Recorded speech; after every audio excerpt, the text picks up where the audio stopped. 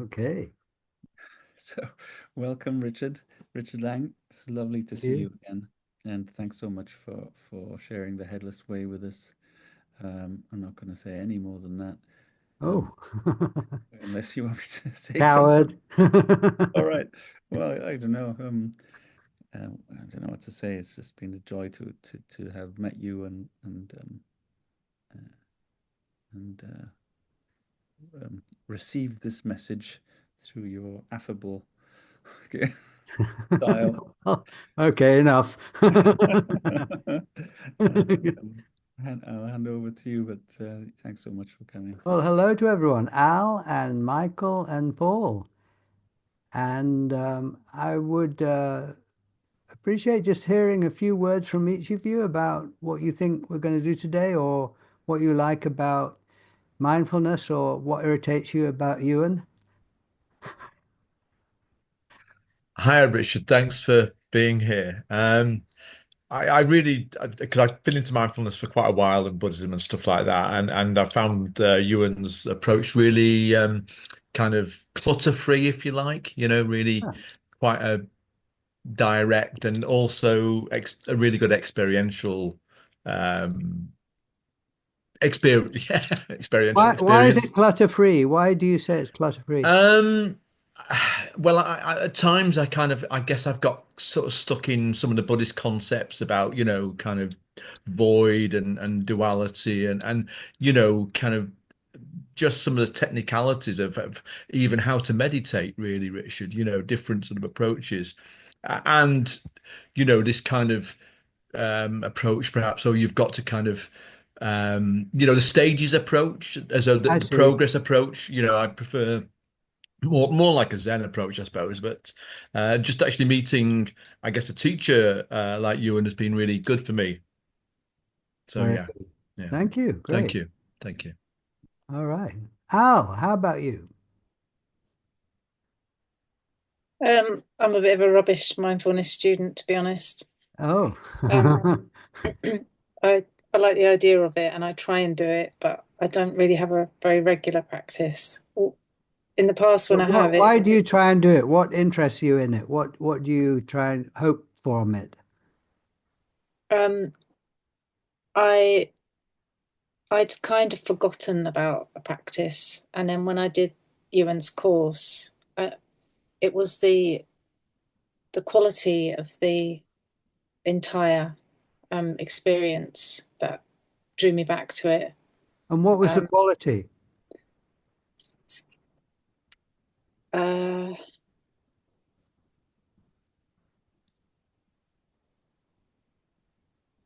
yeah.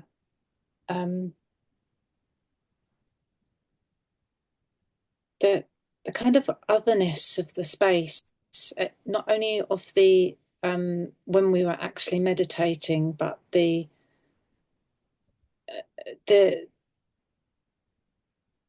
it's a very unique space that was created, that was spacious, and it was almost like even the air temperature or there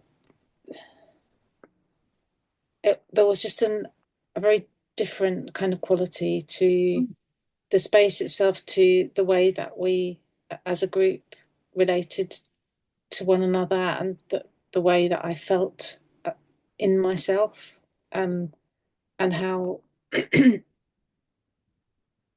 I'm quite a socially anxious person, but I felt this. I felt an openness and a. I didn't. It felt right to be connected to others in that space, and that quality is in that kind of embodied connected quality is in the practice too. I was very much reminded that it's in the practice. Um, Hmm. yeah, um, yeah. So No, that really that's helps me what. a Yeah, lot. I'm interested in what your experience is and what you are interested in, and you've just described it very well there. So thank you. Yeah, yeah, thank you.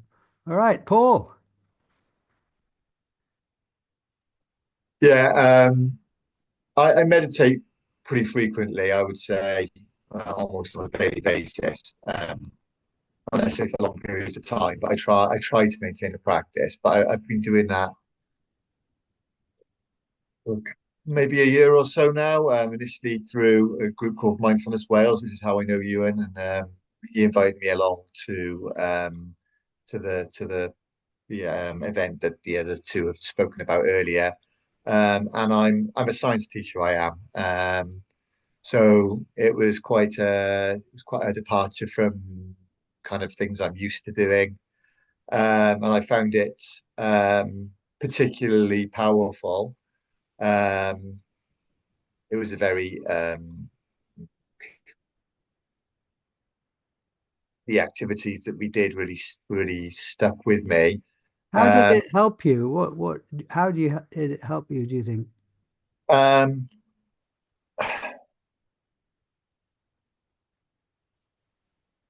I felt very brief moments of levels of contentment, maybe, or peace in my mind that I find it quite hard to hold on to. So with my meditation practice, whilst I'm meditating, I find it quite easy to sort of not easy, that's wrong. Um, I can access a sort of state of mind which I feel is more at peace. But my problem is maintaining that outside of my meditation practice in my day-to-day life. We had the course was 3 days, and during those 3 days, I benefited from feeling like feeling that sense of peace for longer periods of time. Yeah. Hmm. Well, thank you. Okay. Very good. Yeah, very good. I like the how the mirror is positioned there, Paul. Very apt for this Oh, theme so I do of the headless way. The headless way. You got two heads. You're going in the wrong direction. Well, a pleasure to meet you and just to, briefly hear about, well, your experience there. And I have been enjoying the Headless Way for more than 50 years. So I was a teenager when I first came across it, and I've just stayed with it my whole life and do a lot of workshops sharing it. And met Ewan a year ago. He came here and recorded a conversation between me and someone else. So that was delightful. And we've got a little bit of time, and I'm just going to share a few things with you. And I hope that it will be helpful, make sense to you, and you won't think I'm completely mad. We'll see. You can fill in the form at the end. Anyway, Headless Way is as it sounds, and it I suppose it's kind of accessing a space within you that is uncluttered and that is peaceful and still and that's always there. And so lots of methods aim for that, and the Headless Way is one of them. And it is, I think it's quite unusual in a way, but it's called the Headless Way because it's noticing you can't see your own head. So this is about becoming conscious of what it's like on your side of the screen. So it's very easy to get sort of caught up in what's happening on the screen, which is half the story. But the other half of the story is what's on your side of the screen. And I can see my head on the screen. I can see your heads on the screen, but I can't see my head on this side of the screen. And instead of, so if you, so that is kind of the first little indicator what I'm talking about. Because instead of my head, I don't see my head, I see the view. So I'm going to ask you to just do a couple of experiments or awareness exercises so I can just sort of fine tune that a bit in a way. So if you hold your hands out like this in front of you, and probably best to do it not looking at me, but so you can just kind of see your hands rather than be completely sort of involved watching me. So move your hands away from me and just so you see your hands and some object on the screen or off the screen, doesn't matter. And you can see a gap between your hands, and there's obviously things given in that gap. Now, this is meditation in a way. I want you to bring your hands back towards you past your head, but slowly, and watch them get bigger. And they're going to go past either side of your head, so they're going to go past. And as they go past your head, from your point of view, they get bigger and bigger and disappear. And keep going until they just disappeared. And all the way to your wrists. And I say they've gone into that uncluttered space where you don't see your head, or you don't see your ears, and you don't see the back of your head. You've got sensations, but you can't see anything there. So as the Buddhists call it, void. Now bring your hands forward, and they come out of that space. So that space was on your side of the screen. It's where your hands disappeared into.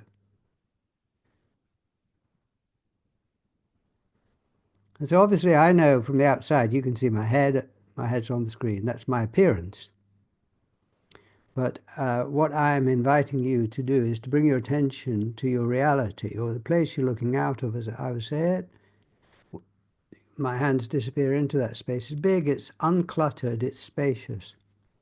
And you will know these images, such as the still hub of the turning wheel, or the empty space in the middle of the donut, and so this is a way of accessing that empty space in the middle of experience, or that stillness in the middle of movement, or that uncluttered space in the middle of lots of clutter. And it is, I say, a sort of fast track way of finding that space. And you find it by looking, by attention in a way. So here's another one, a very similar one, but we'll do things with eyes closed as well, but we're just starting visually because various reasons. But it's about directing your attention to that uncluttered space, or that still point in the middle of movement, or that silence in the midst of all the sound going on. See, and normally we probably just are aware of the clutter or the movement or the sounds or the thoughts.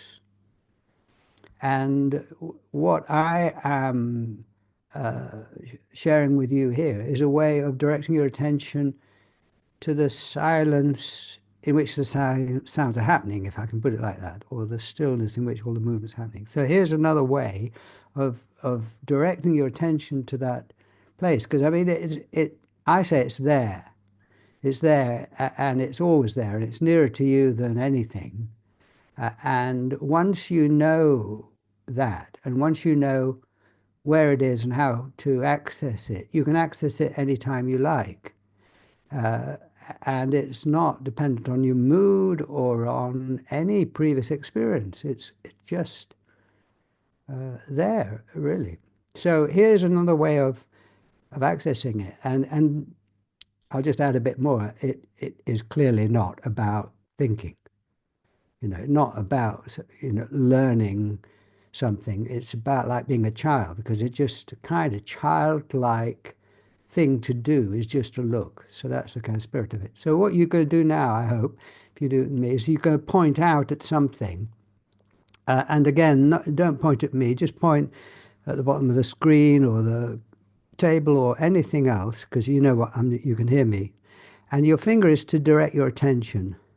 And that's where all the clutter is, and that's where all the movement is out there, whatever you're pointing at.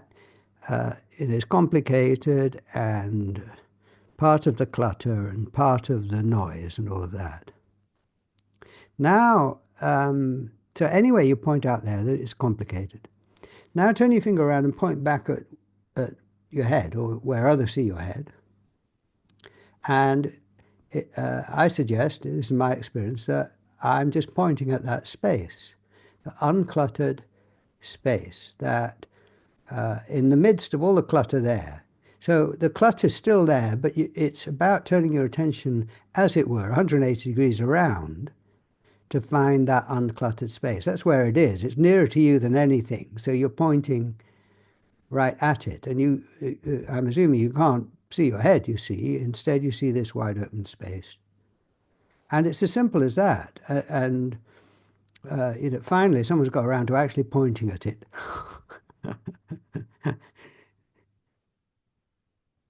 And you can do this. This is another useful gesture, which is two-way. Do you see?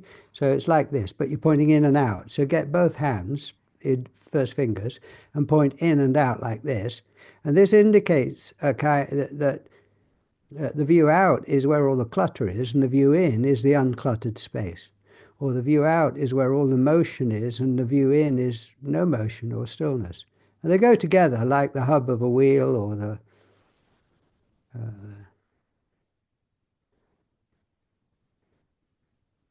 and we're going to do different things, but that's the heart of it. I mean, it is knowing. It's like returning home in a way. Knowing about that space and knowing where it is and how to find it in a way, which is just by looking in terms of visual. So here's another one. So they're very childlike, but we'll play a bit. You place your hands like this, like horse blinkers, okay? And your hands are very big. This is your, you're just noticing your point of view. Now notice you don't see your face between your hands. Instead, you see the world. And there's another way, because your hands, because they're very close to where you're looking from, they bring your attention back. Because the whole thing is to get your attention back to that space. We're so used to attending out, and the idea is just to bring your attention back to that space.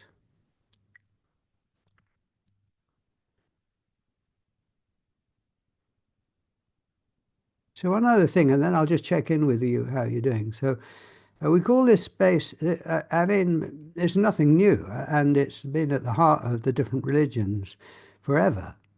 This stillness inside, or this awareness, or this silence, or this creative emptiness, no mind.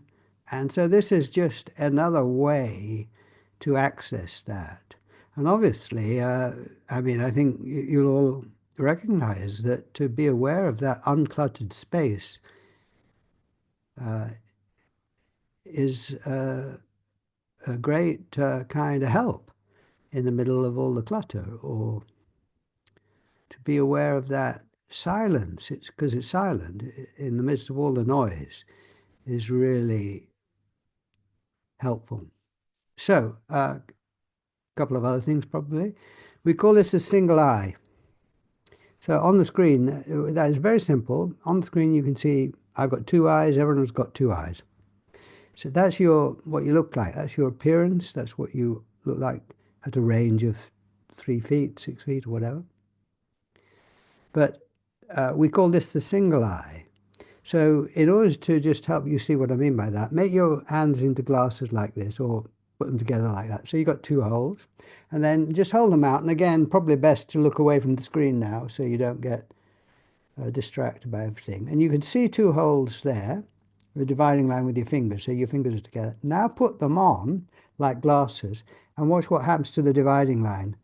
So you're going to bring them right up, and the dividing line disappears and it becomes one hole. So the two become one. So this is one opening. It's not two little holes, of course. It's just one opening. So take your hands now and just take them all the way around and see where they disappear off the field of view, if you would. And that's what I'm talking about, the single eye or single space.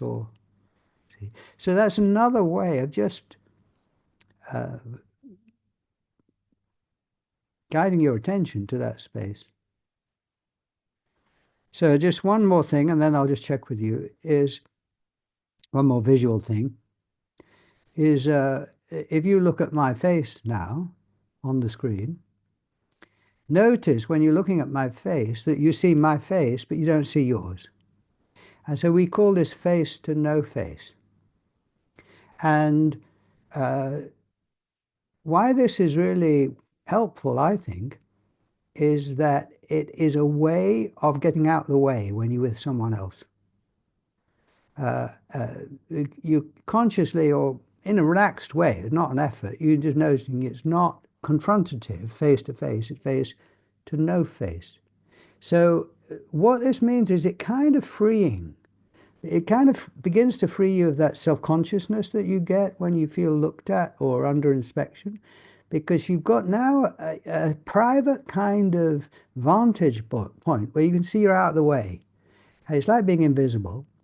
And this is not kind of going into a dream, because when you notice this, when you're actually attending quite closely to what is going on in the space, the other person.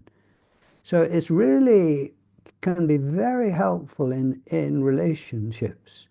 It's a way of relaxing, of feeling less under inspection, less judged, because you're just kind of relaxing into being out of the way and being spacious, face to no face. So that is highly recommended as a way of accessing this space when you're with people. And it's a very kind thing, and it's not something that you're using to kind of avoid people at all. It's a very connecting thing. So that's just a sort of little introduction in a way to what I go around sharing. Any reflections? Does this make sense? Does it connect with what you're interested in or what your experience is? You're nodding there, Paul. What's your thought there? Yeah, I'm a teacher and spend a lot of time obviously trying to explain concepts to children. I'm very aware that when I'm not being mindful, it's almost like I'm trying to um, I'm putting in so much effort to wasted effort in a way in sort of projecting myself into the thing that I'm looking at, right?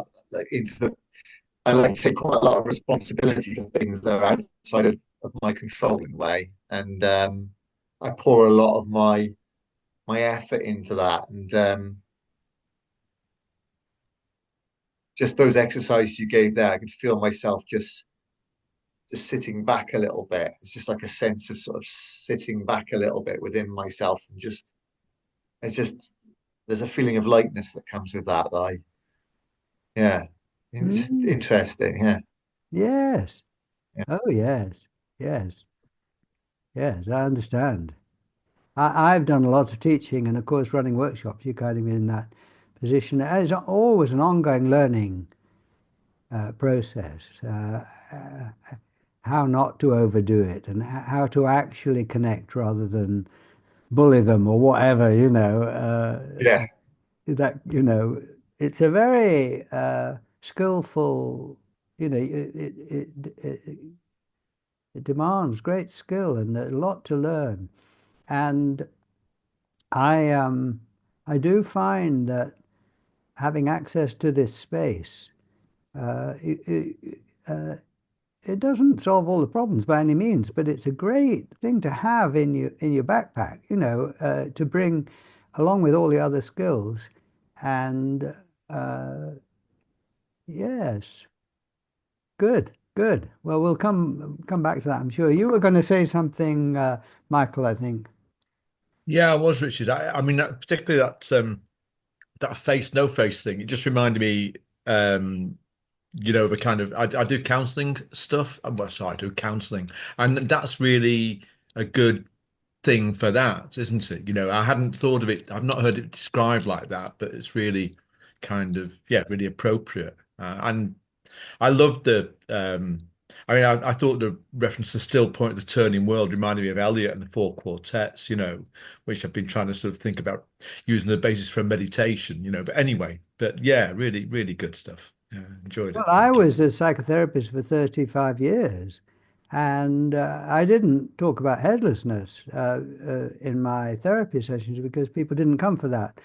But I lived it, and that's where I was coming from. And it means that you being that consciously sort of being that space in which they are talking and being. And from the moment they walk in, you're that space. It's very, I think they feel welcomed. People feel welcomed. And you're not putting on airs because being that space is genuine and kind of being nothing. So you don't, you're going in to learn and to listen and to help. And another thing which kind of connects with what I think you might be thinking about as well, Paul, or this might relate to that, is that uh, so this is again visual. If the room you're in, um, now you probably see the far wall, and you see the wall on the left and the wall on the right, and you see the ceiling and the floor. Now the wall on the left and the right is a perspective thing. It opens out, and the ceiling and the floor open out like a mouth opening. And the ceiling disappears for me about here, and the wall on the left disappears here, and the wall on the right, wide open disappears here, and then my body and the floor here. And so, in other words, there are three walls, not four. And the wall that I can't, is behind me is gone. Like, not only my head I can't see, but the wall. And in other words, there's a kind of exit, a space. I'm not surrounded. I'm not imprisoned. I'm not inside this room because there's only four walls. And this is my experience, it is very freeing, liberating. And it means that you're totally engaged with the situation and the three walls and the people, but you're coming from a place of relaxation and openness and freedom. And that missing wall is so welcome and free, kind of relaxing. So, Al, any thoughts to share so far? I don't know. There's a lot. Quite a lot of what Paul said resonated with me. And then also, Michael, you mentioned I'm not a counsellor, but I've done counselling training, and the thing that really draws me to the training is the quality of that space. And I think, although as a trainee I haven't got there yet, but there's definitely some self-consciousness and some sort of being aware of my face, I guess. But there are moments of that facelessness, of that no face, when you're just there. You're just there and you're completely present. And it's so freeing because, like, I've given up delivering workshops because I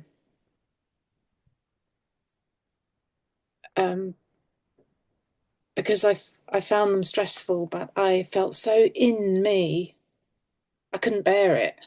And then coming into it, there's something about a lot of people, I guess, that is difficult.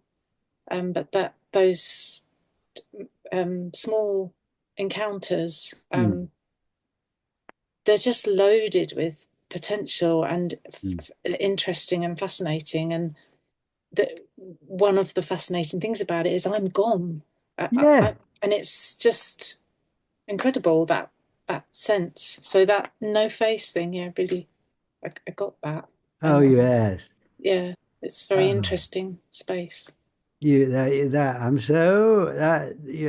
heart sings when I hear you say that, because that's the heart of it. You're gone, and yet you're present and receptive. Yeah, Yesterday I did a workshop here at home. I had 10 people for the day.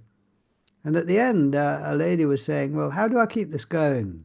You see, how do I keep what? Give me a practice. How do I keep it going?" And she'd mentioned she'd got kids. I said, "How old are your kids?" She said, 6 and 10. I said, "Right, start there. Whenever you're with your children, notice its face to no face, right? Now, I mean, what could be more wonderful to do than be gone for your kids?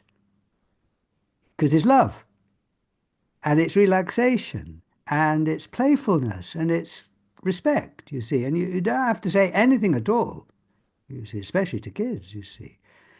And start where it's easy, you know, start where you want to do it. And then it will gradually spread out. And you'll find yourself surprising yourself, being gone when you're standing and talking to the person in the shop. You're gone, you know, and and it's very intimate and beautiful. It's safe and always there. And yeah. Richard, one of the things I say in the course, I think sometimes I do, sometimes I don't, is that I explain how humans are the only animals that can point and name things. Don't know if you knew that. Gorillas can do it in captivity, but we're the only ones that point and name things. Ah, Yeah, and it's our curse, but it's also our blessing that because we can point and that in that pointing and naming there's this separation created, but we can also point this way. yeah. But I remember because I have used some of the Headless Way methods in different courses, not in this one so much, but I remember many years ago asking a very beautiful lady to do this, and she just said, "It's my face. It's just my face." She could not detach from it, and I was quite judgmental at the time, I think. But doing it now, just today, I just realized, oh, I don't see it uncluttered. There's a frisson, that was the French word there. When I do there, the mystery, you know, the kind of taboo of actually noticing there's nothing here. I sense that. I mean, there's still a lot of clutter.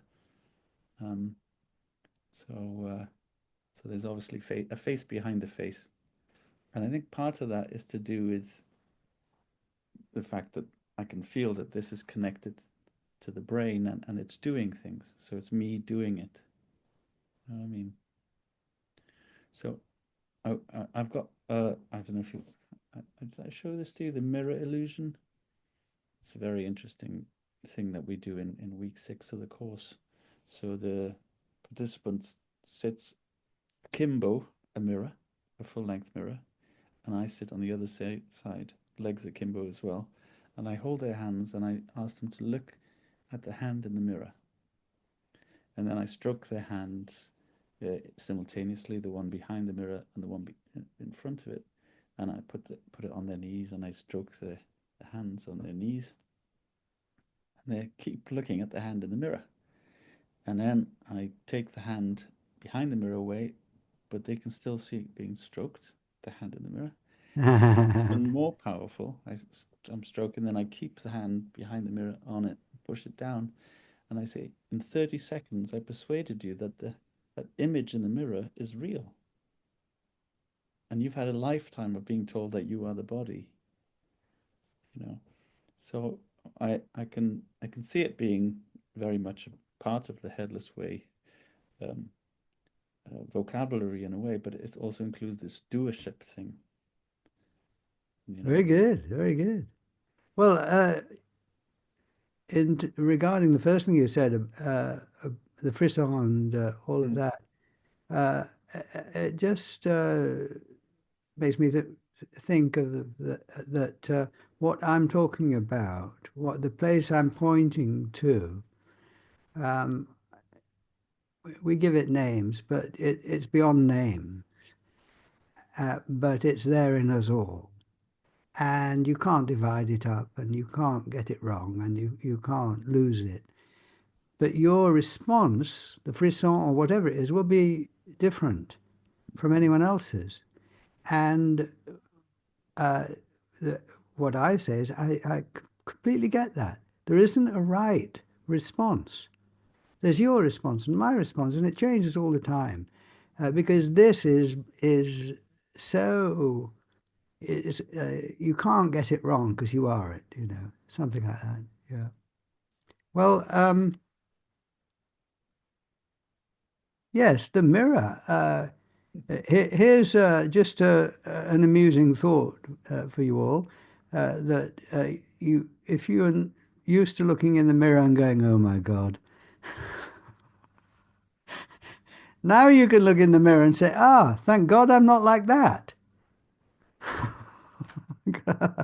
See, I can see that old man on the screen called Richard, and I look here. There's no old man. There's no face. There's no clutter. There's nothing. I'm free of that, and that is, I tell you, for me, it's a very significant thing, because every time I look in the mirror, over the years I'm getting older, and it's not going to end well. But on this side of the mirror, I don't change. And I'm not old, and I'm not small. I'm big. My hands to spirit. My true nature is big, and in some sense out of time, I would say. So, there is a remedy. When you're on your own in the bathroom and you look in the mirror, just be aware that you don't see your face on this side of the mirror. Just I don't see a face on this side of the screen now. And it's about being attentive, present, because to start imagining a face on the near side of the screen or the mirror that you're not seeing is to sort of go into a dream and then go into a judgment and all of that. And so what we could do now is just go do a little bit of closed eye stuff, relate what we're doing to that. So if you close your eyes now and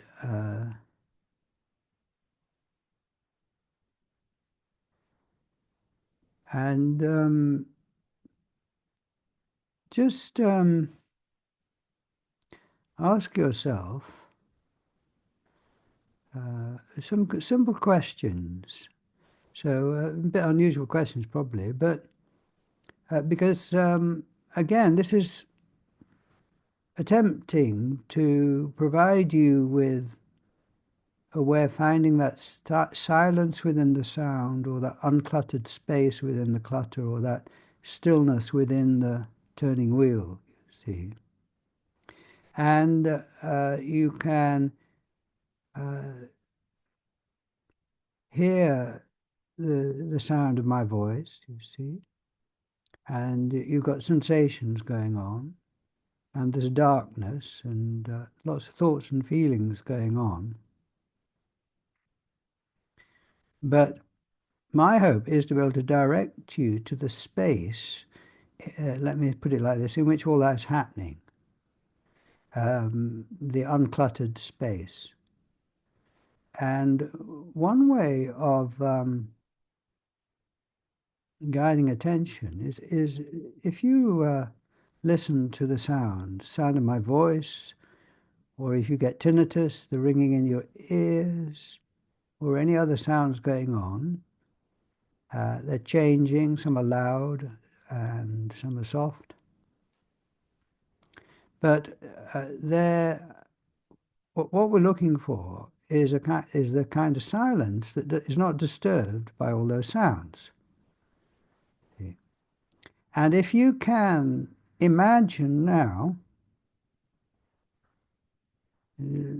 pointing out at the sounds. So you just got to somehow imagine the direction of attention pointing out at the sounds. See that all those sounds, my voice, other sounds, tinnitus. And now, if you can, in a way visually, imagine a finger pointing back at yourself. I'm indicating or suggesting that's where the silence is, nearer to you than all these sounds. And it's the the space or silence in which those sounds are happening. And it's the space, the uncluttered space where all the sensations are happening. So, for example, just be aware of your right hand and the sensations there, see. And it's perhaps fairly relaxed or whatever, but you can feel that sensation. And what I am going to hope to help you find is the space in which that sensation is happening that is not affected by that sensation. Something like that. Because now, if you just be aware of that sensation and imagine pointing at it, so it's there. So now the idea is now to turn the finger around, the imaginary finger, and point back at the place where you're sort of attending to that sensation from. And that is nearer to you. Say you make your hand into a fist, so you get a bit of tension now. So the suggestion is that tension doesn't affect the space that is aware of that tension. These are words, you see. So relax your hand. And here's another image for you. TV screen and the program on the screen. So let's say everything that's happening now, the sensations and the thoughts and the feelings and the sounds are the program. And it's full of change and perhaps even tension and stray memories and judgments. The idea is to find the screen on which all that is happening. And the screen, even if you're watching television and there's violence on the screen, it doesn't hurt the screen. So that's the kind of why it's good to find the screen, because it's unhurt. It's uncluttered, unhurt. And so just kind of,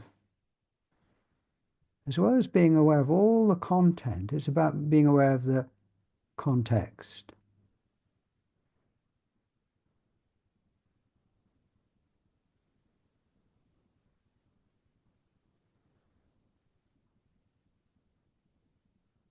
And if you become aware of your breathing, there's movement there. And using that two-way pointing idea, you sort of pointing with your attention, the direction of your attention is out to the breathing.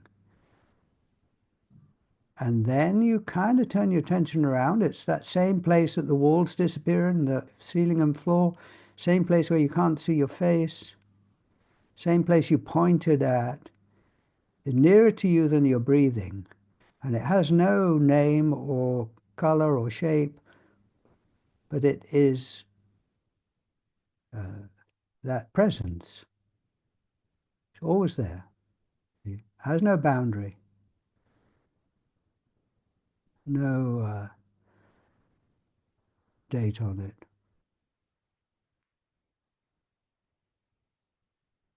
And finally, think of a number and then just think of a few numbers, and be aware that you probably don't know what number you're going to think of next. And it just appears. And I can't tell where it comes from. I mean, if I think of the number 4, it just appears. See, it's a bit like my voice. My voice just appears. See, because I can't see my mouth. I can't see my brain. So the thought just appears. And the Buddhists say mind comes out of no mind. See, that's that two-way thing again. So if you've got a memory, you see, remember what you had for breakfast, or even a problem you've got, a little problem in your life, or something you haven't sorted out yet, that's sort of all there. It's in the mind, along with everything else. And it is possible, while you're aware of all those things, to be aware of that in the other direction, the no mind, which is what I would say what you really are, which is free and creative, because where all these things come from, and wise and kind, I would say. All right, and now you open your eyes.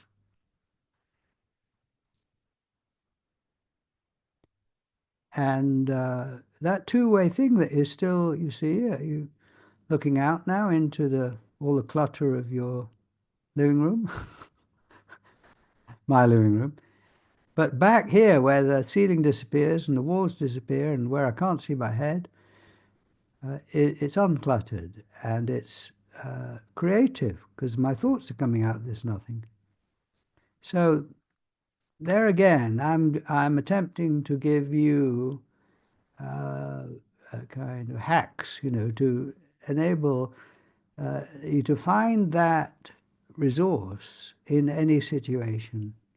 It's very good when you're lying in bed at night and if you can't get to sleep, sort of relax as if you're floating in that nothing and everything's just floating on the surface. But underneath it is this boundless nothing, you see. Just as when you're with someone and you see you've no head, you drop back into that relaxed openness, if you like, or that presence, or that like being invisible in a way.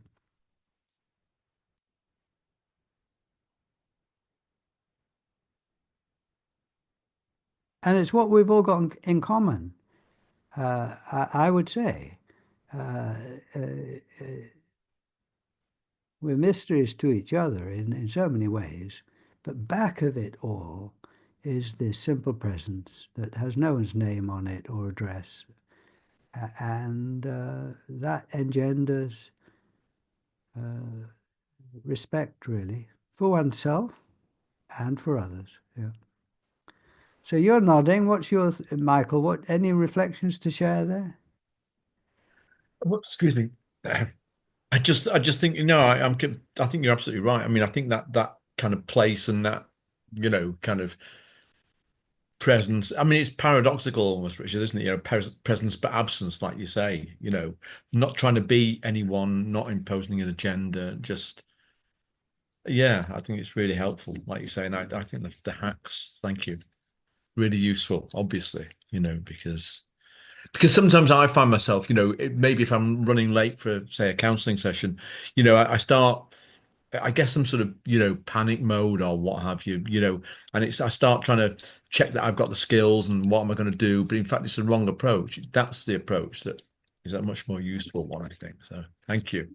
Yeah, Oh, thank you. wonderful. Thank you. All right. Al, thoughts?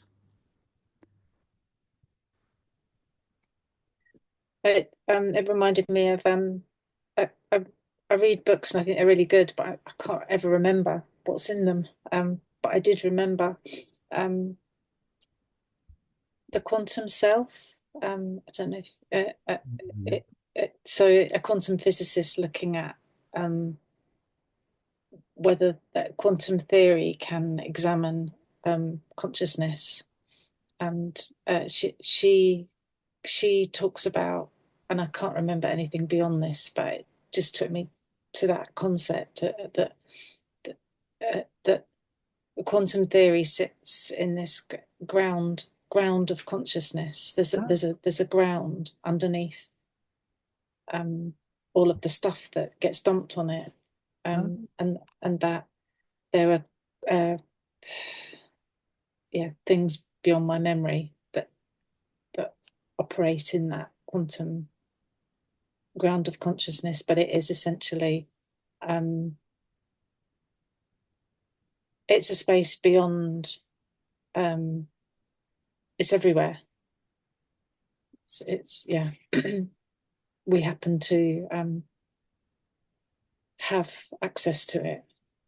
It's very encouraging and very good thing, isn't it? It's interesting, yeah. Yeah. I like that image. Thank you. All right. I'm Paul, just going to sorry. say as Yeah, well, I'm going to have to disappear at about 5 to I'm not, yeah. just so you know, I have Oh, another very nice to meet you. course. Yeah, I'm still here for a bit, but I wouldn't, but I have another course at yeah. 7, so I'll say thank you now, but and then I'll just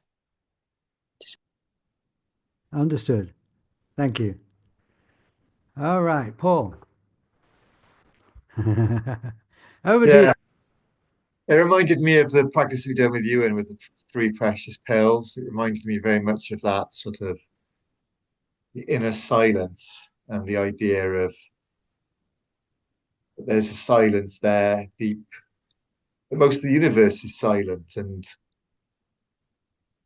it's the natural state of things to be silent and to it's a I find it a very beautiful, seductive sort of idea. That idea that I can point to my own breathe, that I can sort of come away from my own.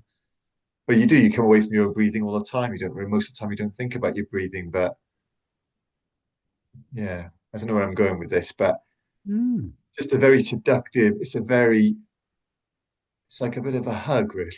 The mm, idea that there's no effort required. It's just there. It's very, very nice. I mm, find it very, yeah. mm. I have a very busy mind, and I'm definitely going to try that when I go to bed this evening. I'm going to try that dropping back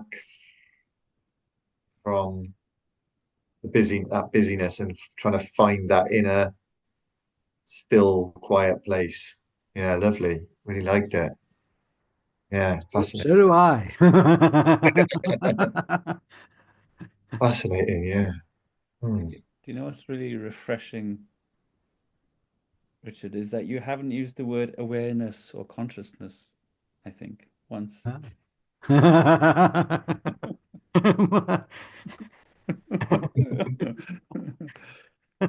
Yeah, because I have this saying that this what I do is called context-oriented arts, and it's a creative movement for awareness of the creative movement of awareness. But I just awareness is such a loaded term, Yeah. isn't it? But it's really I'm really happy to hear you call it creative, at least. Oh, I love the fact it's so creative. I mean, it's just such a godsend, and it's so interesting. And I think of it as coming up with the present moment. With everything that's happening is happening in that space or from that space. And so I've got a garden. I'm in London, and over November and December, I did a lot of work, and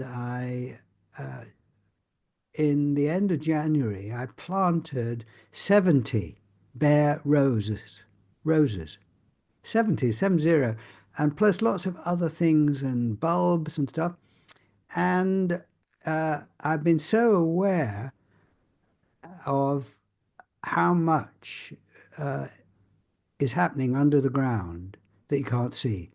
Because now it's showing what was going on, all the bulbs coming up, and the bare roses are shooting out little, shoots, and everything else is beginning to shoot. And it just has kind of impressed me with the total kind of power and explosiveness of the ground, of the earth. And the whole thing is just exploding.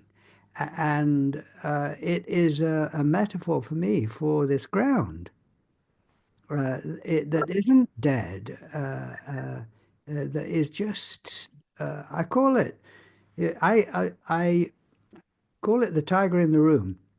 So the elephant in the room is a problem in the room that you're not talking about and is getting in the way. And the elephant is so bloody big you can't even see anyone. And the point of talking about the elephant in the room, as difficult as it is that it frees up energy.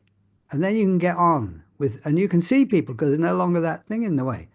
Well, your true nature, this ground, no one talks about really. Very few people talk about.